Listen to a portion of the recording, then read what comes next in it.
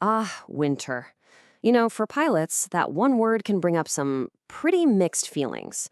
We think of canceled flights, icy wings, the whole deal. But it can also mean some of the absolute best flying you'll do all year. So the question is, how do you navigate the challenges to get to those rewards? Well, let's dive in and break it all down. And that right there, that's really the heart of the winter flying paradox, isn't it? On the one hand, yeah, you're dealing with the hassle, the frustratingly cold pre-flights, the constant worry about icy conditions. But on the other hand, your reward is peak aircraft performance, air that is just unbelievably smooth and views that are absolutely stunning. It's a season of major trade-offs, and learning to master it, well, that's the mark of a truly skilled pilot. All right, so first things first, let's talk about the machine itself. The cold weather doesn't just make you uncomfortable during pre-flight, it fundamentally changes how your aircraft operates, for better and for worse. Okay, get ready for this number because it is absolutely staggering. Just one single improper cold start, starting that engine without preheating it, can cause as much wear and tear as 500 hours of normal flying. 500! Why? Because that oil is thick as molasses. It's not flowing, it's not lubricating. It's a really powerful reminder of just how critical the right procedures. So how do you stop that from happening? It's this simple, a non-negotiable three-step process. Step 1, if it's anywhere near freezing, you have to preheat the engine, period. Step 2, after you start it, warm it up gently. We're talking 1,000 to 1,200 RPM, no more. And step 3, and this is crucial, you do not move that plane until the oil temp needle is solidly in the green. Patience here will literally save you thousands of dollars in engine maintenance down the road. But hey, it's not all bad news for the plane. In fact, the cold, dense air is kind of like a superpower for your aircraft. The engine is breathing in that dense air, so it produces more power. The wings are cutting through it, so they generate more lift. The result? A typical trainer, like a Cessna 172, will feel like it's just leaping off the runway. You get these incredibly short takeoff rolls and amazing climb rates you just don't see on a hot, humid summer day. Now, you've also got to know what's under the hood of your plane. If you're flying an older trainer with a carbureted engine, carb ice is a constant, nagging threat, even on days when it's technically above freezing. Carb heat is your best friend. But if you're in a newer, fuel-injected plane, you don't have to worry about carb ice.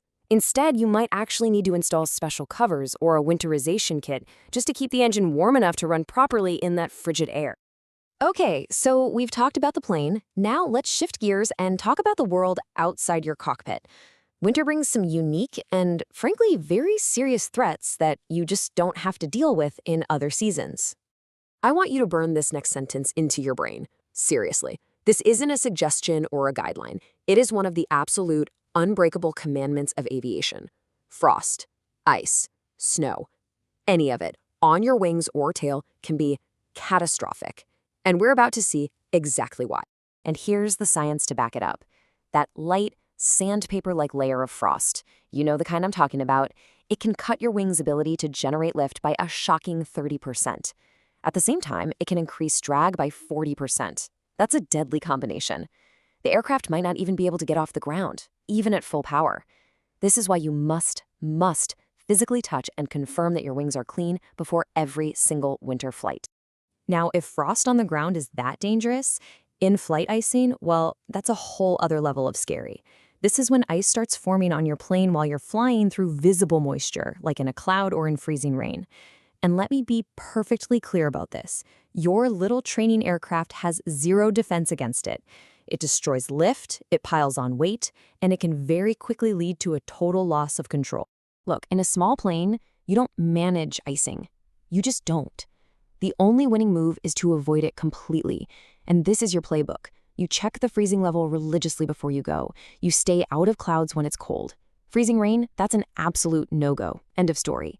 And if you ever accidentally fly into it, your only move is to get out right now. Turn around, descend, do whatever it takes to escape those conditions immediately. And listen, it's not just the clouds you have to worry about. Down low, or even in the air, blowing snow or just a vast, featureless snow-covered landscape can cause a whiteout. The horizon completely vanishes, your brain has no reference points, it can't tell which way is up. It is every bit as disorienting and dangerous as accidentally flying into a cloud. So we've hit the plane, we've hit the weather, but that brings us to the final piece of this whole puzzle. And honestly, it's the most important one. It's you, the pilot. Your judgment and your preparation are the ultimate safety system. This right here, this is a perfect example of what we mean by pilot judgment. Your skill at handling a crosswind doesn't change just because it's winter, but the runway's ability to help you sure does. So let's say your personal limit is a 12-knot crosswind on a dry runway. You have to recognize that on a snowy runway, your new limit is maybe 6 knots.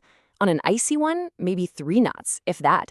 This is exactly what we mean by adjusting your decision-making for winter conditions. So let's talk about what's going on inside the cockpit. What do you think is this silent killer in a winter cockpit? Because it's probably not the cold itself. It's something you can't see, can't smell, and can't taste. The answer is carbon monoxide. In most small planes, the heat for the cabin comes from air flowing over the super hot engine exhaust manifold. If there's even a tiny crack in that system, deadly CO gas gets pumped right into the cabin with the warm air. The symptoms, headache, dizziness, can feel just like being tired.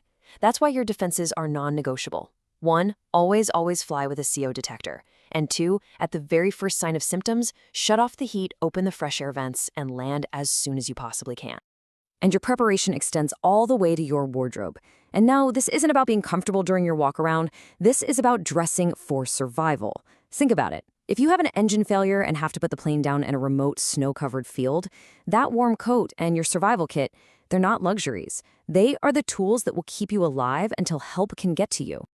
Okay, I know what you might be thinking. After all these warnings, all these extra procedures, is flying in the winter even worth it? And the answer is a resounding yes, absolutely. Because the challenges of winter flying aren't just obstacles to overcome, they are opportunities to grow. Because this is the payoff. This is what you get in return. A pilot who learns to fly safely and proficiently in the winter becomes a better pilot in every single season. You develop a discipline, a level of weather analysis, and a meticulous planning habit that will serve you for your entire flying career. You build a kind of confidence that you just can't learn on a perfect, calm summer day. Winter forges better aviators. You know, this really sums it all up perfectly.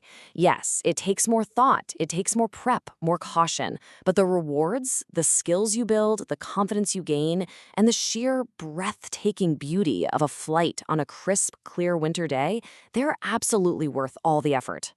So in the end, it really all boils down to this. Winter flying asks more of you, there's no doubt about it. It demands more planning, more knowledge, more respect. But it also offers an invitation to elevate your skills, to sharpen your judgment, and to become a more capable, confident pilot. So the real question isn't whether you can fly in winter, it's are you ready to embrace the growth that comes with it?